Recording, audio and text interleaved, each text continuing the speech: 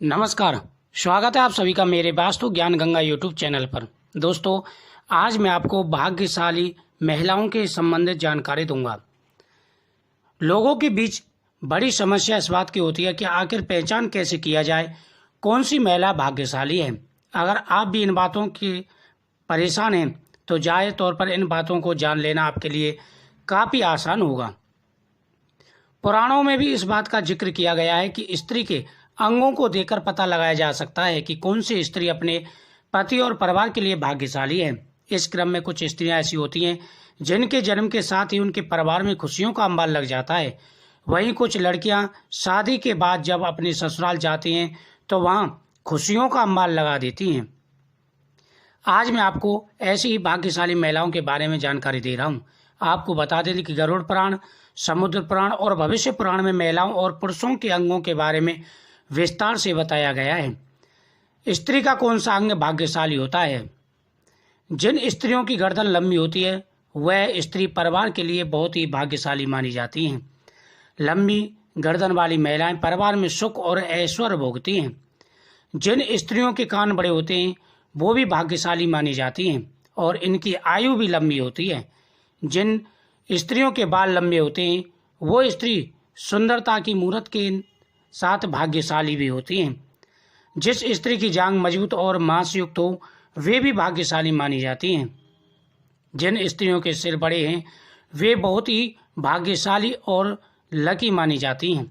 जिन स्त्रियों के हाथ अन्य महिलाओं के मुकाबले लंबे होते हैं वे स्त्री बहुत ही भाग्यशाली मानी जाती हैं। लेकिन जिन महिलाओं का अंगूठा चौड़ा, गोल और लालमा लिए होता है वह स्त्री भाग्यशाली होती हैं।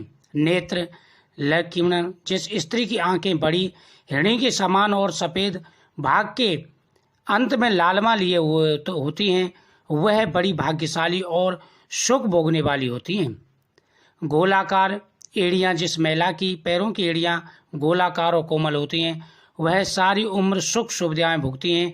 उनके गुणों के कारण उनके परिवार को भी बहुत लाभ मिलता है। पैर का अंगूठा, जिस महिला के पैर का अंगूठा ज़्यादा लंबा होता है उसे अपने जीवन में बार बार परेशानियों का सामना भोगना पड़ता है। छोटे और पतले होठ वाले पुरुष धोखेबाज और कपटी होते हैं।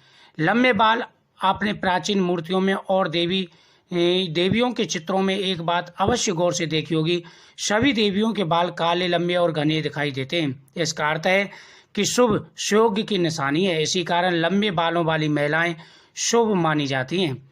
पैर का अंगूठा, जिस महिला के पैर का अंगूठा लंबा होता है उसे अपने जीवन में बार बार परेशानियों का सामना करना पड़ता है।